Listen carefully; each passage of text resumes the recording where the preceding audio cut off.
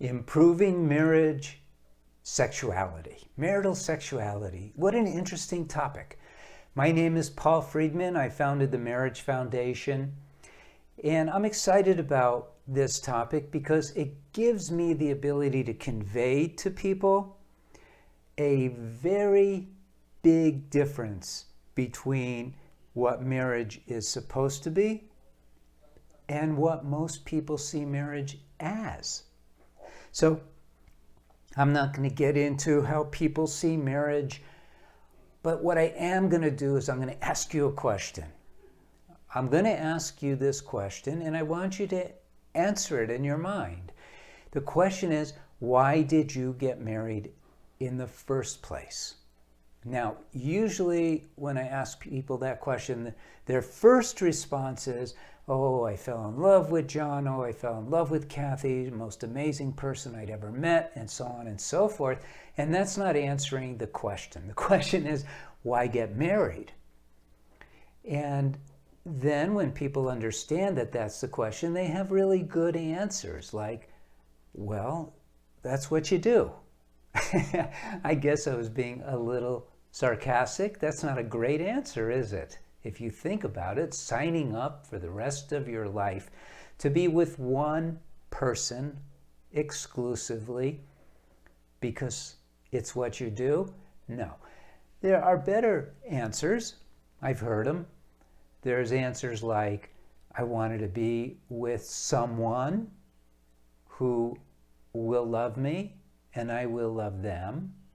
Soulmate. I want to be sure that in my old age I'm with someone. I want to have a family. I want to watch my family grow and enjoy all those benefits. Those are good answers. And you know what? There's a much better answer. Better in terms of it really describes more accurately why all of us get married. We want to get married because we want to be happy. Right? Yeah. And then you have to ask. There is a question that comes right after that. You have to ask it. You can't just ignore. It's one of those questions that's begging to be asked, and that is, what will bring you happiness? Now, we're not getting away from the topic. We're still talking about improving marital sexuality. But I'm going to come at it from a different place. So that second question is, what brings happiness?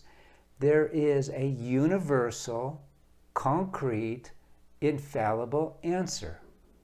Love. Unconditional love, to be more specific. No one isn't completely made happy by unconditional love. It just does it every time. It's sort of like you put water outside when it's really cold out, it turns into ice. You could count on it. It's a process. Unconditional love always makes you happy. And in fact, most people who have spent an entire lifetime pursuing other things, like wealth or fame, they regret that they didn't pursue love in one form or another. And they talk about it. Now, let's talk about improving marital sexuality. Now that I've laid this foundation, why did you get married? You got married in order to be happy. And I say you should expect happiness from your marriage, and you should expect more happiness from your marriage today than you got yesterday. And the only way to achieve it that is 100% reliable is unconditional love. So where does sex come in? Where does sex come into play? Because you want to know how to improve it, which means that you're missing the point. You are thinking, okay, what Paul says makes a lot of sense, because it does. I mean, let's be honest. That's the compound reason for marriage, to be happy and to experience unconditional love. And then you go, Yeah, but I'm talking about my marital sexuality. I ain't getting enough. If you're a guy, maybe you're saying that. Maybe a woman and you're saying that. Maybe your husband is too brief in your encounters. Maybe your wife is too cold in your encounters. All of these things that occur during your sexuality, if you're even having enough, are material things. They don't bring up the love. And that's the crux of the matter. That's the problem. Now, you can't put the cart before the horse. You can't get love from sex. It just doesn't work that way. But you can have sex as a result of your love. And that's what you want. You want that love to be a constant in your marriage. You want the communication to be based on loving connection. You want your day-to-day interactions to be founded in your love for one another. The love is the foundation of marriage. And you could say, well, of a healthy marriage. And I go, no, of marriage. Because if it doesn't have that foundation, somehow you're off the tracks and you're not experiencing marriage anymore. And I would liken it to primitive people coming across a parked airplane, and they go in and they start building a campfire in there and cooking their food in there. That's not an airplane if you're not going to take off in it and use it to fly. Marriage isn't really a marriage unless it's based in love, unless the expectation is happiness and love. Is it really marriage? So what do you need to do to achieve these outer conditions that drew you to search for this topic of improving your marital sexuality? Those are all manifestations that you think you're looking for, and they won't bring you happiness.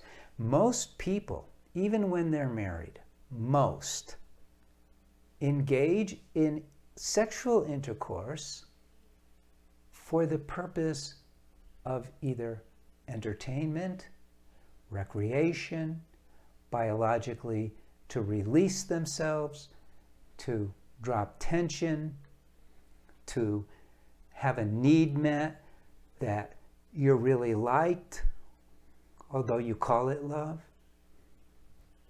It's shallow. It's shallow. And what you probably have been hoping for, to have more orgasms or have a more considerate interaction, it's not going to bring you happiness. It's fleeting happiness at best.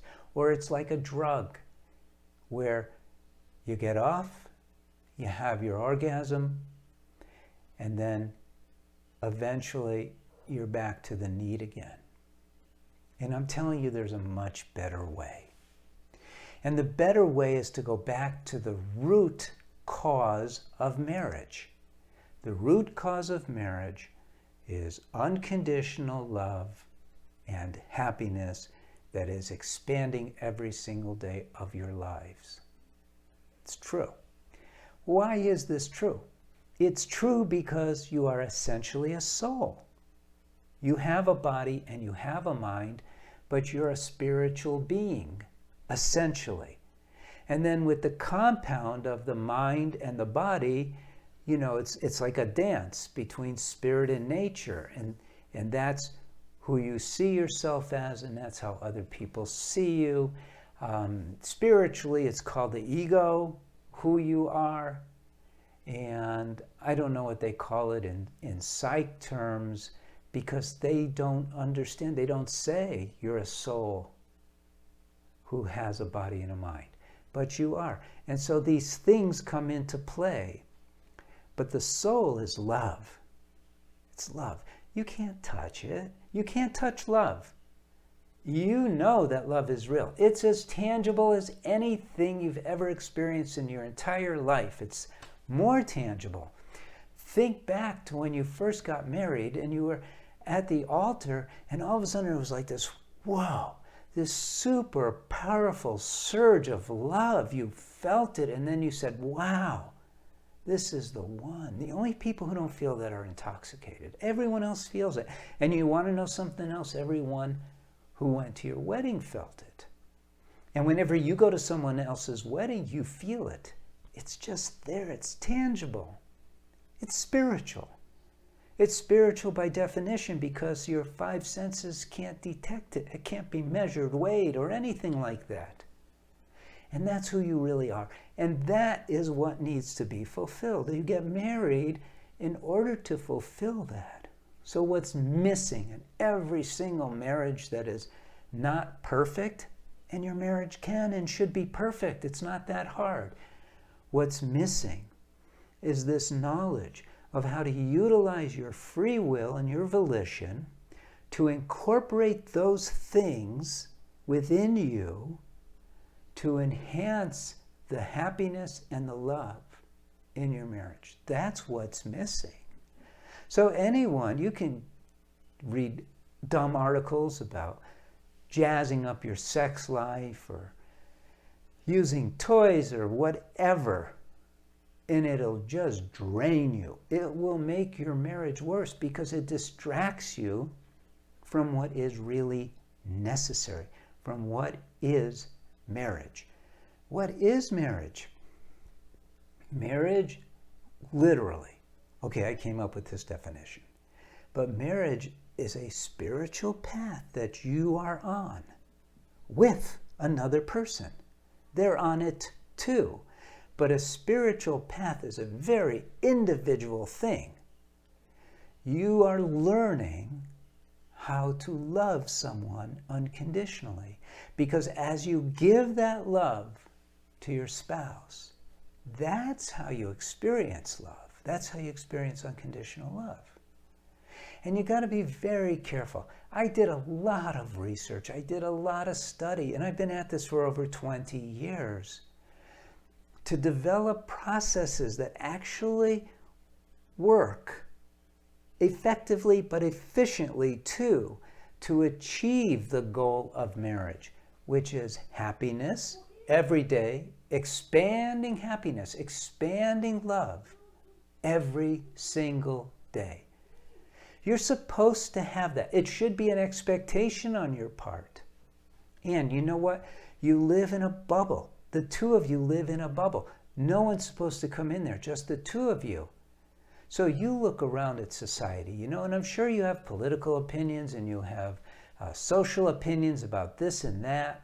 You can fix all that, and yet your own marriage, which is only two of you in this great society, you need to learn how to make this a society of love and joy and ever-expanding happiness.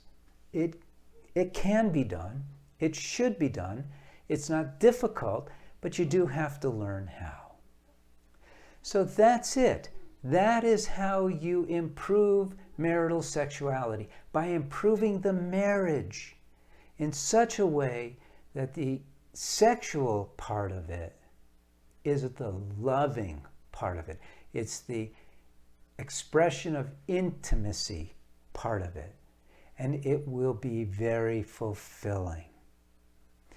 So, I can give you some tips, but honestly, if I just gave you a few tips here and there, it would dissuade you from doing what you really should do, and that is going all in and studying. It's very inexpensive to do it. I'm not doing a sales pitch, but take a look at the books that I've written and just look at what other people have said about those books. And you'll understand that it's a very easy way for you to shift your marriage into a place that you didn't even think was possible. And that's what you want. You don't want to fix things. You want to make it so it's working. Big difference. All right. Blessings to you. Blessings to your spouse. And blessings to your family. You can subscribe to this channel. You can like this. You can do all sorts of things. Share it. Leave a comment. I'd love to hear from you. Okay. God bless.